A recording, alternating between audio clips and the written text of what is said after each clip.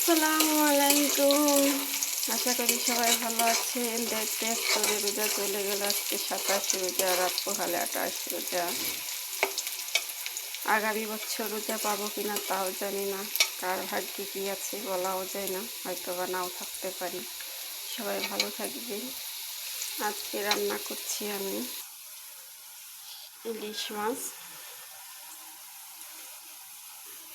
পটল দিয়ে রান্না করব। পটল কুটেছি দেখুন।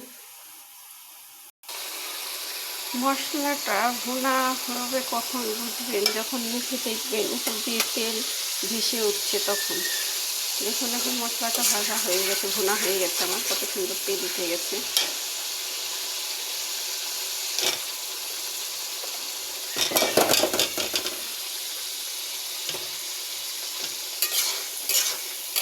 সবাই ভালো থাকবেন। আল্লাহ হাফেজ। আজকে এই পর্যন্তই, নাহলে ভিডিও অনেক বড় হয়ে যাবে।